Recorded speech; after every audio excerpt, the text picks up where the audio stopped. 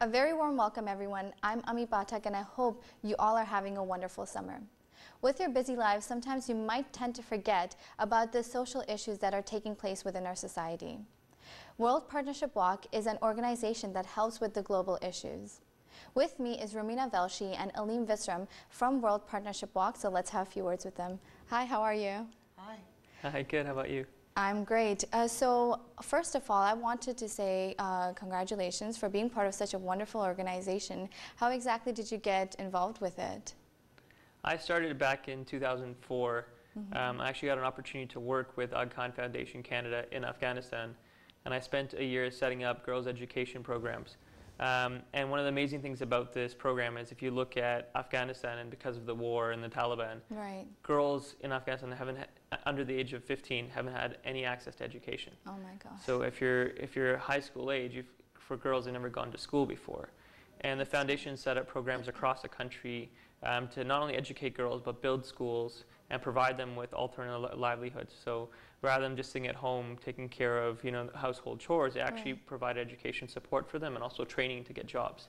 Wow. And thanks to the government support and Canadian International Development Agency, CEDA, the program has now expanded to be the largest program in Afghanistan. There's over 100,000 girls that have directly benefited from the program in over 350 schools. Wow, that's amazing. What about you, Romina? How exactly did you get involved? I have, so I'm currently the city chair for Aga Khan Foundation Canada Toronto World Partnership events. And this is my third year in that position. And I haven't, unlike Aleem, gone and worked on a project, but I have visited numerous projects that Aga Khan Foundation Canada supports in different parts of Africa and Asia. Right. So I've been to Central Asia, and Tajikistan, and Afghanistan. I've been to India, I've been to Mozambique, to Tanzania, and some other countries to see firsthand the wonderful work that AKFC is doing. That sounds fantastic. So, Aleem, I know that you have been part of this foundation. So were there any experiences that you had with this foundation? Yeah, I think one of the most interesting experiences is, as Canadians, we take it for granted what we have. Right. And one of the projects we set up was in a very, very remote part of Afghanistan called Badakhshan. And it's the town of Ishkashim is about 15,000 feet above sea level. And so there's no running water, no electricity. The people there live in mud huts. And so during the winter months, when it drops to 25 or 30 degrees, they only have a sheet covering their roof. And the women at that time used to walk down about 5 to 10 kilometers, either barefoot or with very minimal shoe covering, and would crack a hole in the ice and would carry frozen buckets of water back to their home that they'd use for heating and for cooking and for cleaning. And even just the day the children would spend would be scavenging for firewood. And thanks to the programs that Aga Khan Foundation has set up there, they now have wells, so they don't have to walk down to the river. They've got better sanitation projects, and they actually have housing. And they've set up a solar panel system so that they get energy efficiently. And it's all created by the people in the village. So the one amazing thing about the foundation is that they don't just give a handout.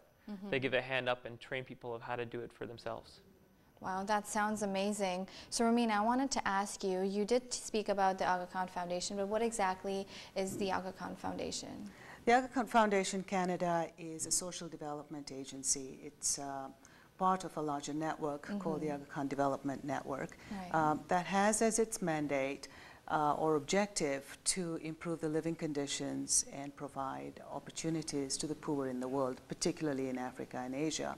So the Aga Khan Development Network, AKDN, is the largest, or at least one of the largest social development agencies in the world. Wow. It works in 30 countries and has over 80,000 employees and probably hundreds of thousands of volunteers working there.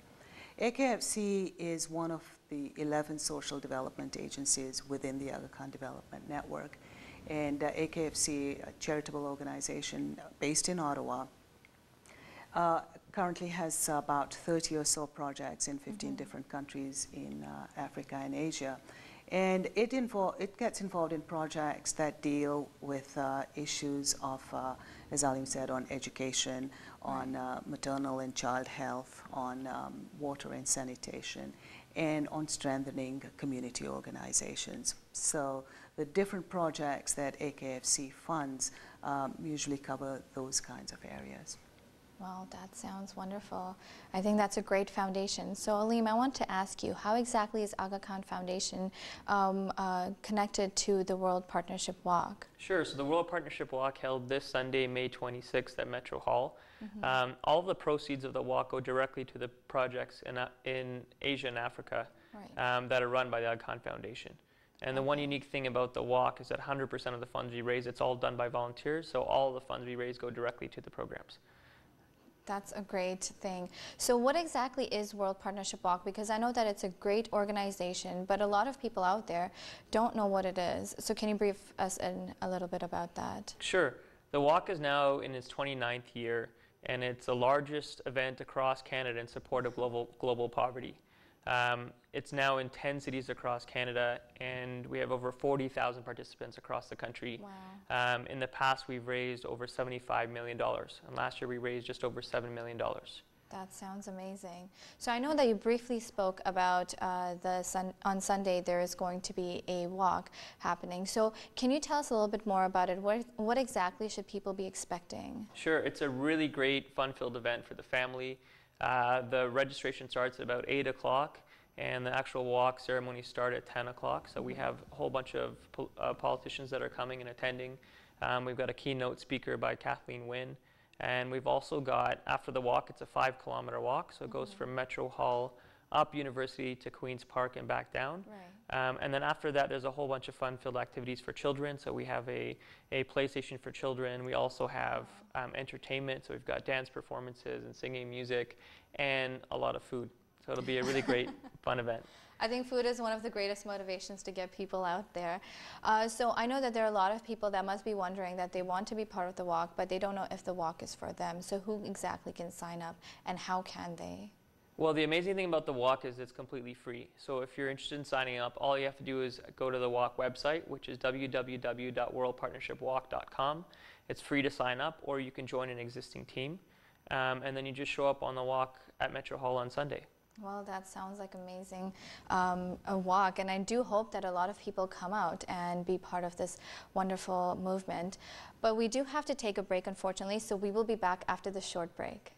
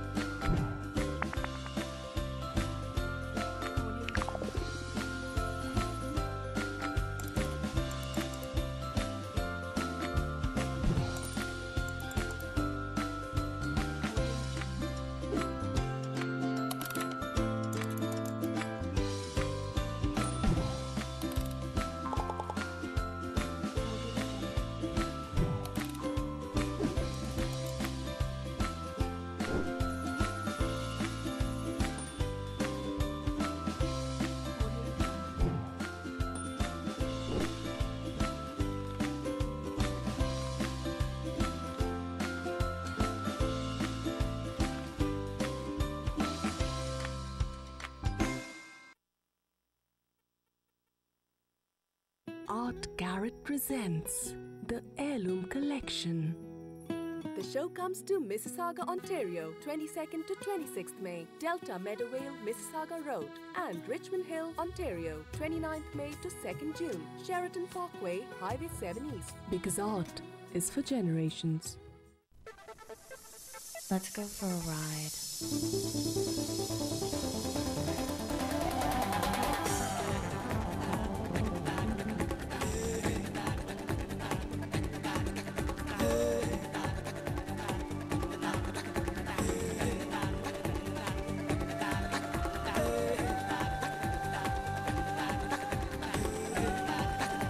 Frontier Heritage, a perfect blend of beauty and elegance. Ervamatine lotion works from the hair follicles to help revitalize and protect the hair for men and women of all ages with all kinds of scalp problems. You too can have strong, shiny, healthy hair. Natural botanical power to revitalize and strengthen your hair.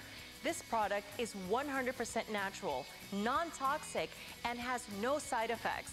You will be able to see results in the first month. Call the number on your screen now and take advantage of this special TV offer.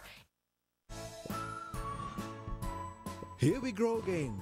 Waraj Meat's newest location at 2970 Drew Road in Mississauga is now open. Come visit our new location. Waraj Meats has a firm commitment to quality and freshness. Taste our unique line of spiced meats, chicken and fish, marinated with a unique blend of sauces. With a commitment to freshness and quality, Waraj Meats, take a tasty and healthy bite. I am about to be a father, yes. My wife is back in India, and we're going to have our first baby in a few months. Luckily, I have wanted to call. It allows me to go to bed at the end of the day and just be relaxed, knowing that she's safe and comfortable. I'm inherently frugal, and I like to know that it's all going to be one fixed cost. I'm Biju Chitlapalli, and my wife's the reason I switched to Vonage. Get unlimited calling throughout Canada and to over 60 countries for one low price. Calgary best buy furniture दी कामयाबी तो बाद CBBF खोलन जा रहा है west winds drive north east Calgary which is दी नवी लोकेशन ग्रैंड ओपनिंग 3 मई 2013 ਨੂੰ इस खुशी ਦੇ ਮੌਕੇ ਤੇ ਇਸ ਦਿਨ ਕੰਪਲੀਟ ਪੈਕੇਜ $1999 ਵਿੱਚ ਇਹਨਾਂ ਦੋਨਾਂ ਲੋਕੇਸ਼ਨਸ ਤੇ ਉਪਲਬਧ ਹੋਵੇਗਾ unit number 2020 32 avenue north East Calgary 4774 West winds drive north East Calgary for more info call 4032506661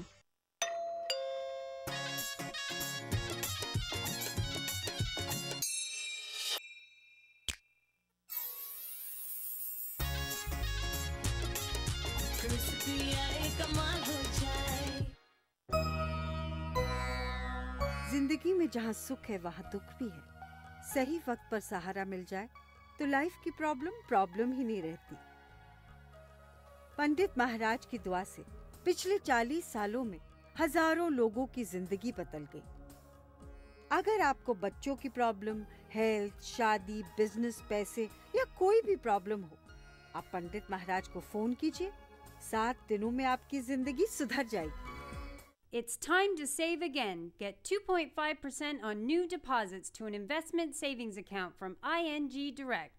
Forward banking. Southern Banquet Hall, the unforgettable, with elegance and style. A place for all occasions, ultra-modern, high ceilings, with seating capacity up to 1,000 guests. Quality and service uncompromised. Highway 10 and Dairy Road, Mississauga, 905-670-5220. Southern Banquet Hall, the unforgettable. Southern. Mecca jewellers शुद्ध 22 ते 24 carat दे खूबसूरत गहने party wear ते bridal collection लाजवाब designs हर खास मौके ते तुहाडे अपनेआं लई कुछ खास मक्का jewellers 7086 airport road Mississauga 905 956 7086 Welcome back, everyone. I'm in conversation with Ramina and Aleem from the World Partnership Walk, so let's have a few words with them. So before the break, we were talking about the foundations, the Aga Khan Foundations and the World Partnership Walk. But I want to ask you, Ramina, how did it all first start? Like, how exactly did the World Partnership Walk become partners with the Aga Khan Foundation? So, in 1985, a group of women in Vancouver coming from Africa and Asia to show their gratitude and their blessings for living in such a wonderful country, wanted to pay back to the countries that had come from, where they knew there was dire need for support and how they could make a difference. So this group of incredible women persuaded about 1,000 other people to walk with them. And jointly they raised $55,000. So that was in 1985. And as you've heard from Aleem, over the 28 years since, from the 1,000 walkers, last year we had well over 40,000 walk across 10 cities in Canada, and we've raised more than $75 million over the years. So the walk itself has grown by leaps and bounds. The relationship between World Partnership Walk and Aga Khan Foundation Canada is, the World Partnership Walk is part of Aga Khan Foundation Canada. It's the way AKFC raises funds. It's through this walk, and there is a smaller event called the World Partnership Golf that's held later in the summer in a few cities across the country as well. Wow, that's great. So Aleem, I want to ask you, now there are a lot of people out there that must be wondering, do we want to get involved with the World Partnership Walk or even with the Aga Khan Foundation? So how exactly do they get involved? Sure, there's a lot of ways. I think the big thing we've done this year is really increase our social media presence. I've been in charge of the social media for this year, and we've actually got over 4,000 followers on Facebook. So if you're interested, you can join us on Facebook at facebook.com/WPWalk, or on Twitter, #WPWalk, or on the website, and just register. It's really easy. It takes about a minute. And we've got a whole bunch of tools there that are really interactive that make it a lot easier to fundraise as well. Now, Ramina, I want to go back to you, and I know that you briefly spoke about your experiences, but I want to say there are a lot of people that are wondering, we want to donate, but why should we donate to this foundation? So do you have anything to say to that? I'll give two examples because I think they cover different aspects of the kind of work they do. One is in Mozambique, and it's in the northern part of the country in the region called Cabo Delgado. So a very poor part of the country. In fact, it's probably one of the poorest regions in the world, where life expectancy is like 38 years and a family lives on like 30 cents a day. So extreme poverty. But one of the really incredible works that AKFC, with its other partners in the Aga Khan Development Network, has done is with silversmiths. So there was this great trade that existed there, where the silversmiths made this filigree silver jewelry, and they'd been doing it over the centuries. But when civil war broke out in Mozambique, they had a real shortage of getting raw material to make the jewelry. And over the years, they were losing the way of making this jewelry. And the project that AKFC funded was to revitalize this particular skill. And with the help of bringing in designers from around the world to help come up with more contemporary designs, to help them get stronger supply chains, to improve their quality control, help them with marketing their products, teach them business 101 and whatever. This filigree jewelry making has now really been re-entrenched in that community, not only providing a great source of livelihood, but also allowing the rest of the world to share this great art. And when I visited them 2 years ago, they were just in the throes of launching their catalog to sell this jewelry in Europe. But what that project gives an example of is that the intervention or the support provided by AKFC looks at all aspects of the project to make sure that whatever initiative that's being implemented will sustain and last and make a long-term impact, and that it'll be run by the people who actually benefit from it. So that's one example.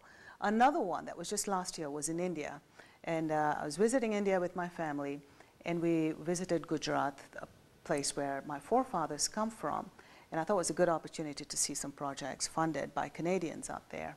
And we visited some sanitation projects. So India has made incredible leaps and bounds in the last decade in improving things, but this one was around access to basic toilets. And I'm a civil engineer by profession, so I know the importance and the technical challenges and public health issues of not having access to sanitation. But what I had not been aware of were the social, psychological impacts of not having access, particularly for women and young girls.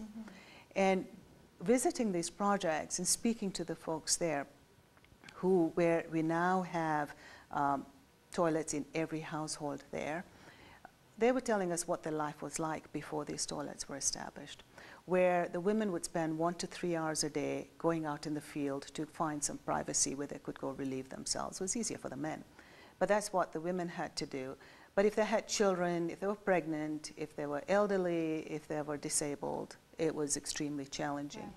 And for the young girls, they had a number of cases of sexual assault when the women were going out in the fields. So then they implemented a buddy system, but a buddy wasn't always around. So then, you know, people started changing their diet and holding things on, causing a whole lot of other health impacts. Right. And, but the 5 villages we visited, they all agreed that the priority for them was to get toilets in each and every house. Right. And it's made tremendous improvement in their lives. They save, you know, they were spending almost 25% of their meager income for medical help that they needed to get to fight all the diseases they were getting in not having this adequate access. But girls were dropping out of school, especially when they reached puberty and they couldn't, you know, when they got their period, and the schools didn't have facilities that had to do so. But now that was all happening. So in fact, one father, I think, summed it up really well. He said when he found out how much better his daughter's lives are, he's made a promise to them that he will not marry them off to a family that does not have a toilet. And the village actually has adopted the slogan, no toilet, no bride. Wow, and so amazing. It's now, you know, it's spilled over to other parts in that area. But again, an example of something that the villagers wanted, they have driven it, they've made sure everyone benefits, and the spillover effects of that have been great. So, I mean, those were just a couple of glimpses of the kind of work AKFC has done in parts of the world. That sounds fantastic and so inspirational. I'm sure that these wonderful memories that you've made were worth it with the experiences. So, Aleem, I wanted to talk to you about the World Partnership Walk. Now, a lot of people must be wondering, because you have talked, both of you have talked about different issues. So what exactly does the World Partnership Walk actually work towards? So there's a couple of things with the walk. I think what it really does is it helps Canadians get involved on a ground level here to make a lasting change to those in need in the developing world. I mean, we know in the latest UN study that over 2 billion people live in poverty. And the foundation really creates a way to help those people break out of the cycle of poverty. And for a few steps for Canadians and a little bit of fundraising, it's not very much to make a lasting change. Wow, well, I'm really glad that you guys are a part of it, and I'm really glad that there is a great foundation and organization like this that's supporting a lot of people out there. So I want to ask now, are there any future projects when it comes to Aga Khan Foundation or just World Partnership Walk? So the next 5 years, in fact, Aga Khan Foundation Canada has already made commitments for projects in about 30 different countries, a commitment of $300 million, of which Aga Khan Foundation's piece is $60 million over 5 years, which is $12 million a year. So a very ambitious program, and it is in the areas that we described earlier, whether it's maternal and child health, whether it's health, whether it's education, whether it's community development. And so it's got a very, very ambitious program ahead of it. Well, that sounds fantastic. So I just want to ask one last question. Is there anything that you would want to say to our viewers out there to kind of get them inspired to be part of such a great movement? I'd like to just reiterate some of the things we have said. I think what I find truly inspiring about AKFC and the World Partnership Walk is it comes up with solutions to some very complex issues, solutions that are sustainable, that are driven by the beneficiaries, owned by them, and the capacity is built so that they can actually make a sustained improvement. That 100% of the funds that are raised go towards it. Not a single penny goes towards administration costs.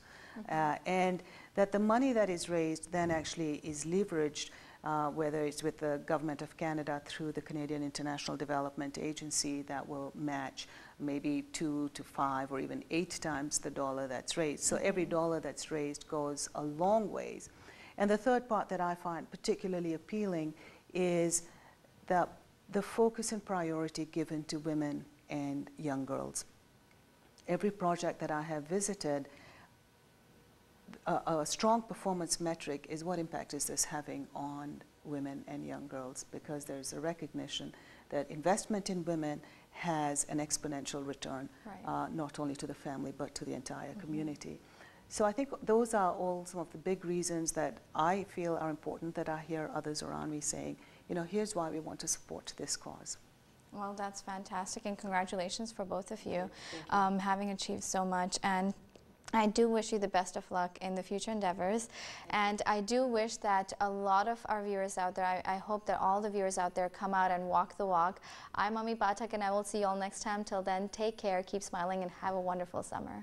In the valley of Qaziday, hours by foot from the nearest town, the lives of women have been particularly constrained.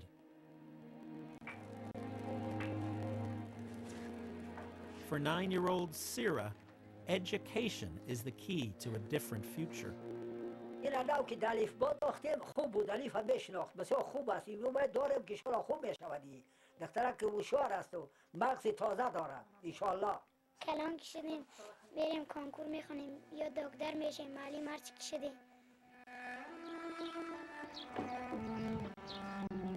Sira is one of 2 million girls in Afghanistan that are going to school for the first time. The only school in Qaziday used to be this low mud structure with 4 classrooms. Most students were boys. A new building has been constructed by the community with Canadian help, but the change taking place on the inside is just as important. Over the last few years, we've been working at the primary level to improve the methodology, and we've also helped the teachers to develop locally available teaching and learning materials that they can use in their classrooms. A total of 350 schools will benefit from this kind of Canadian assistance. And that may mean that Sira and her classmates have a chance to reach their full potential.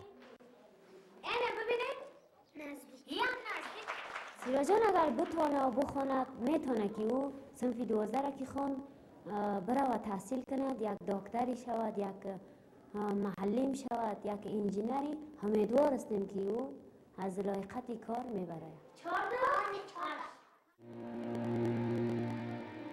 To understand the possibility for change in Afghanistan, keep in mind 2 statistics.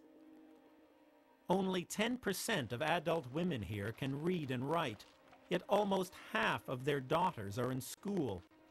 That's a revolution waiting to happen.